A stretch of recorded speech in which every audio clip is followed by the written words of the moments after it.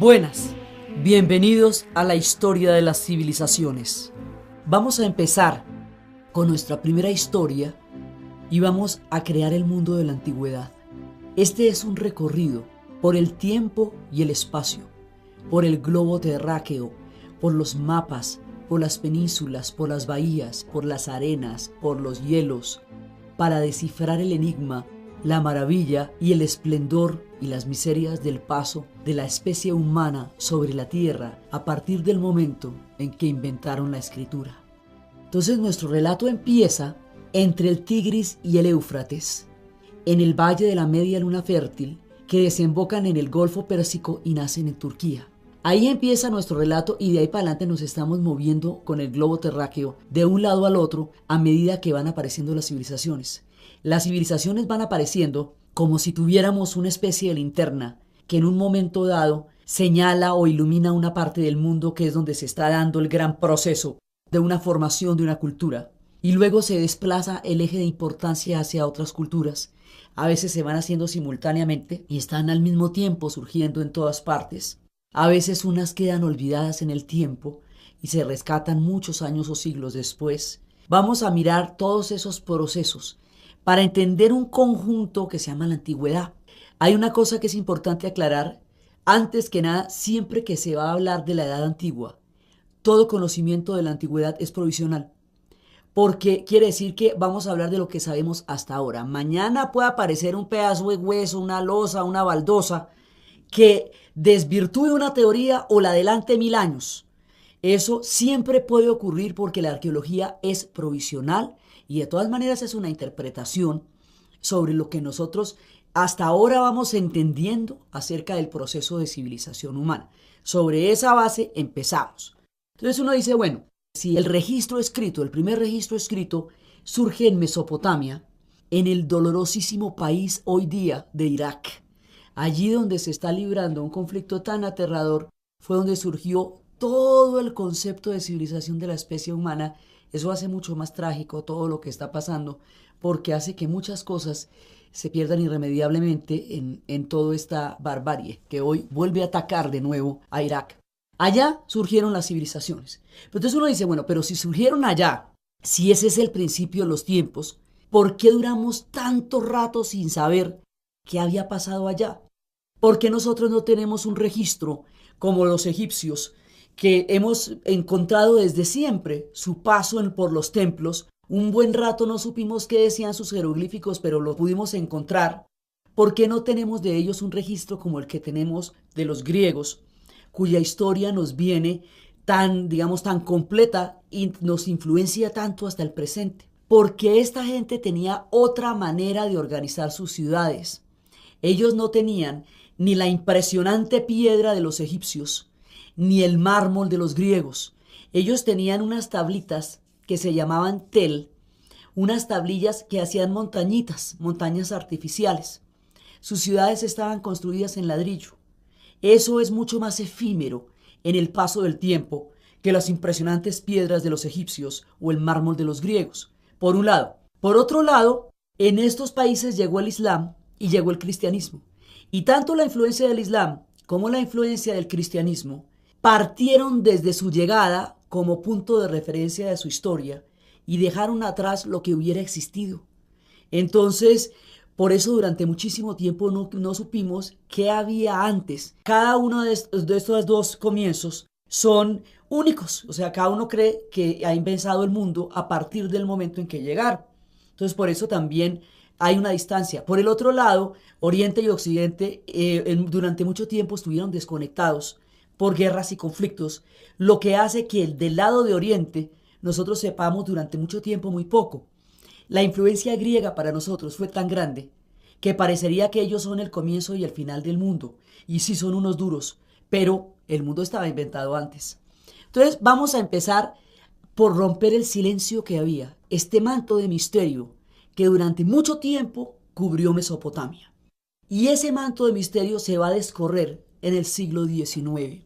En el siglo XIX empieza una fiebre enloquecida por descifrar los enigmas del pasado.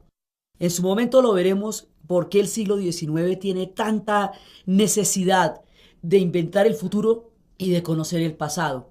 Pero el asunto es que es en ese momento, y solo en ese momento, o sea, realmente hace muy poco, para la cantidad de siglos que vamos a cubrir en nuestro relato, que se saben las cosas que se sabe de Mesopotamia. Entonces resulta que ya había habido un antecedente, que era cuando Champollion había descifrado la piedra Rosetta que nos daba el acceso al significado de los jeroglíficos en Egipto. Eso fue durante la campaña de Napoleón, entre 1804 y 1805. Pero lo que va a pasar aquí también es descifrar ese otro pedazo que nos era completamente desconocido. Entonces, poco a poco van empezando a mirar cómo son los planteamientos. Entonces, hay un cónsul francés en Irak, que le da por tratar de averiguar cuál es el origen histórico de excavación de las historias de la Biblia. Se va para Irak, empieza a mirar de qué están hechas las casas. Ve que las casas tienen unos materiales raros. Le pregunta a la gente, ¿dónde sacó eso? De allí. Y bueno, ¿y de allí qué? Pero nadie le dice, ¿y eso hace cuánto? Hace rato. Entonces el hombre va caminando a ver de dónde sacaron todo eso. Y de repente hay un personaje árabe que se va detrás de él, pero intenso, intenso. Todo el tiempo lo persigue, le dice que él sabe de dónde sacan esas tablillas, pero él no le cree por lo, digamos, por lo pegajoso, por lo intenso. Finalmente decide pararle bolas. Y cuando decide pararle bolas, va a donde el tipo dice que están las tablillas. Y cuando va donde el tipo dice que están las tablillas, va a encontrar a Nínive, la ciudad de Nínive. Entonces empieza a ver que sí existen realmente los relatos, y ahí empieza todo el ciclo de las excavaciones. Entonces, por un lado, empiezan a descubrir Nínive. Por otro lado, las tablillas cuneiformes habían sido descifradas mucho tiempo antes, 40 años antes, por un profesor en un pequeño pueblo alemán. El profesor se llamaba Gottfried, y en una borrachera un día apostó con los amigos que él iba a descifrar esas tablillas cuneiformes que estaban empezando a llegar a los museos.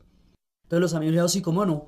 Y el hombre se puso en la tarea. Entonces empezó a pensar lo siguiente. Es una tablilla convexa, y es una tablilla que se hace en arcilla y se va a meter al horno y se hace con un punzón.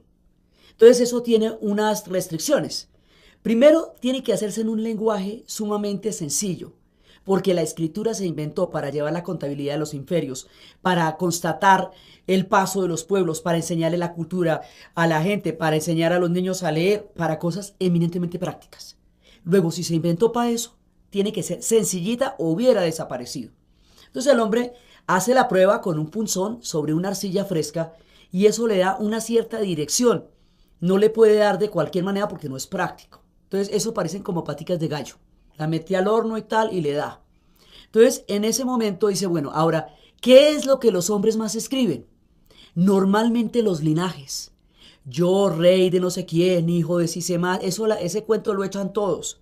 Entonces empieza a buscar la repetición de nombres que le empieza a dar los linajes. Y empiezan a descifrar las tablillas. Estas historias son una mezcla de los aventureros que hicieron las más impresionantes proezas y los ratones de biblioteca que, sin haber abandonado nunca su pueblo, se sentaron a descifrar los códigos de la humanidad, y unos y otros nos van a arrojar la luz sobre el Tigris y el Éufrates para saber qué pasó en Mesopotamia. Entonces el hombre tiene las tablillas, acaban de descubrir Nínive y empiezan a descubrir Eridu, la primera de las ciudades que se cree que han existido. Eridu queda a mitad de camino de Mosul.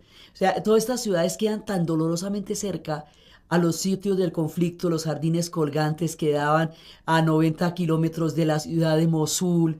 Nínive quedaba también cerquita de Mosul. O sea, en los sitios donde se han dado los combates más duros surgió el Jardín del Edén, surgió la primera civilización, los trazados urbanos. Es increíble la cantidad de cosas que sucedieron en esas tierras que hoy están tan supremamente afectadas por la geopolítica.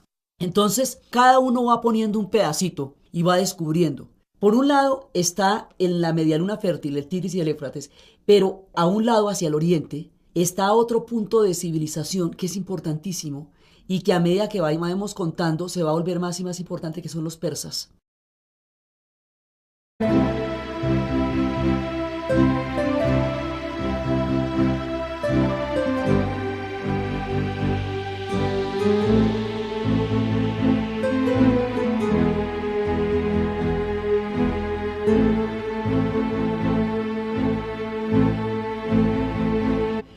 los mapas, por las penínsulas, por las bahías, por las arenas, por los hielos, para descifrar el enigma, la maravilla y el esplendor y las miserias del paso de la especie humana sobre la tierra a partir del momento en que inventaron la escritura.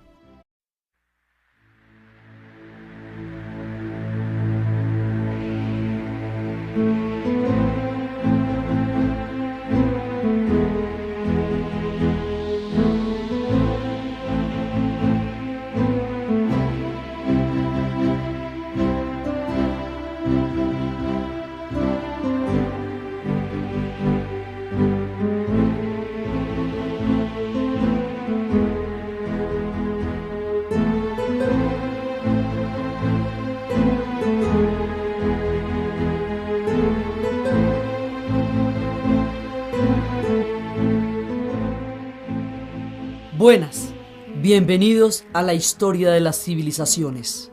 Vamos a empezar con nuestra primera historia y vamos a crear el mundo de la antigüedad. Este es un recorrido por el tiempo y el espacio, por el globo terráqueo